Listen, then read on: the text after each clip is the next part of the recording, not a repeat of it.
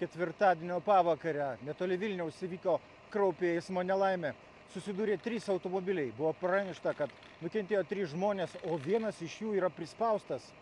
Vilniaus rajone netoli Juodšilių kelyje į Kalviškes, kelio numeris 106, įvyko didžiulė avarija. Susidūrė 3 iš viso automobiliai. Toyota, Mercedes-Benz ir Volkswagenas.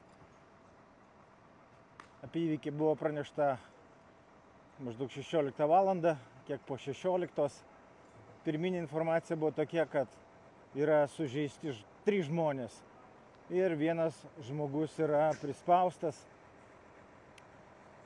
Ir todėl įvykio vietą išvyko ugniagesiai.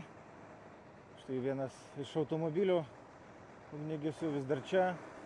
Visi žmonės, visi sužeistieji buvo gyvi.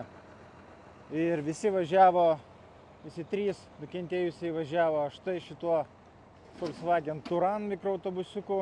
Visus 3 greitoji pagalba išvežė į ligoninę. Tai buvo 2 moterys ir vyras. Na ir regis vyras yra nukentėjęs labiausiai. Ugniagesiai dabar plauna kelio dangą. O štai kaip atrodo Volkswagenas po to, kai iš jo buvo išgelbėtas prispaustas žmogus, išsiskleidusios oro pagalvės, išpjautos durys yra vairuotojo pusėje. Dėl nežinomų priežasčių automobilis Volkswagenas išvažiavo į priešingą eismo juostą. Sakykit, jūs važiavote Toyota ar ne automobiliu, gal galite papasakot, kaip čia viskas nutiko? Tiesiog važiavau keliu ir išvažiavo mašina į priešinę eismo juostą ir aš sukau tada į šoną ir trinkėsi į mane. Tai tas Volkswagenas prieš eismą važiavo? Taip. Ir jums nebuvo kur dėtis jau, kad išvengti susidūrimo, ne? Iki krašto. Supratau. O kaip tas Mercedesas tada atsidūrė čia?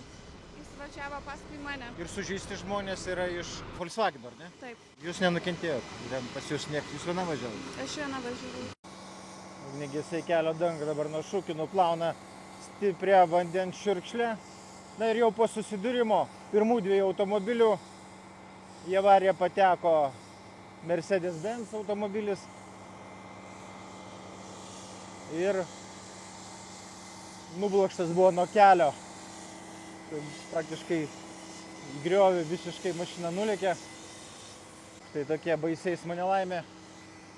Apie sužalojimų dydį kol kas nežinome. Sunkiausiai, kaip minėjau, nukentėjo Volkswageno vairuotojas. Na, o kartu su jos važiavusios moteris taip pat išvežtos yra į ligoninę. Ir kelias yra uždarytas.